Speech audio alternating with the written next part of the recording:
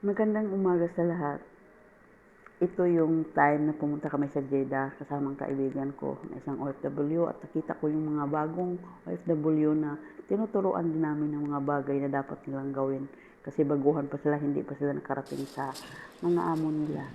Itong sa panahon na to, hindi namin akalain na dito kami magtambay ng kaibigan ko kasi ang akala namin yung terminal nandoon sa Balad.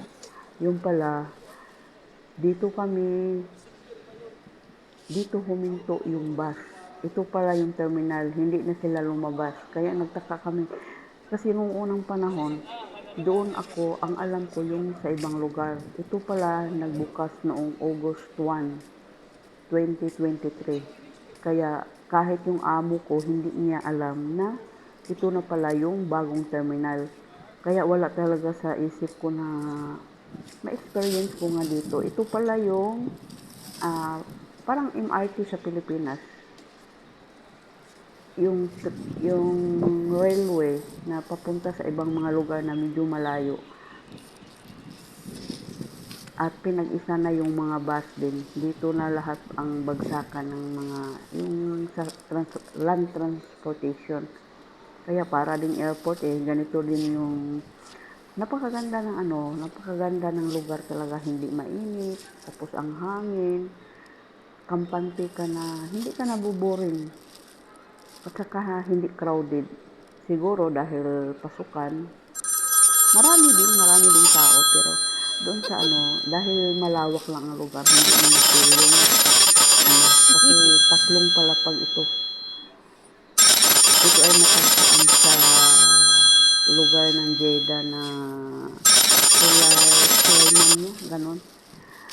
Ang pumunta kami ng Jeddah dahil nagre-renew kami ng contract at saka yung sa pag ah, update ko sa AKOP sa is pension ko.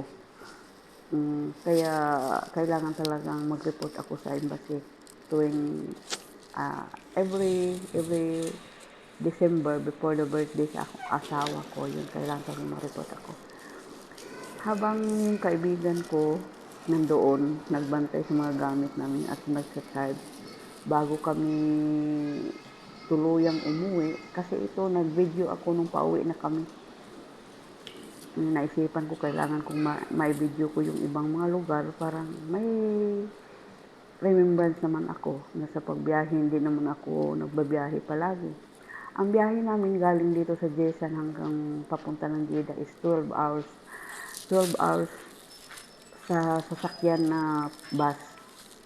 Pero pag sa sariling sasakyan, for example, kasama ang amo, 6 to 7 hours lang yung biyahe galing sa workplace namin papuntang Jeddah. Dahil bus kami, dahan-dahan lang yung takbo. At saka napaka magandang experience namin yun kasi biro mo galing dito sa workplace namin, hanggang sa Jeddah kami lang dalawa. O tingnan mo yun, ang oras dyan is 5:40. Ang alis namin is 6:45. Kaya nga may isang oras pa akong naglakad-lakad. Kahit masakit na yung tuhod ko, pero talagang ini-enjoy ko yung lugar. Kasi bihira ng makabalik pa uli. Hindi naman tayo palagi nagbabiyahe. Yun, sinubukan ko talagang umakyat hanggang sa ah, second floor at saka sa third floor. Doon pala yung doon na nakita yung railway. At saka hindi mo makita yung train kasi naka-glass siya talaga. Naka-glass talaga na sa loob. Hindi mo makita doon sa bungad. Tulad ng ganyan, oh. Mm. Naka-glass yan. Hindi mo makita yung train kung ano ang niya, ang itsura ng train. Hindi ko nakita yung train mismo kasi nasa loob siya, naka-glass siya. Ito yung nakita ko yung Dunkin Donuts. Ito na yung second floor. Walang tao, nakakatakot din kasi.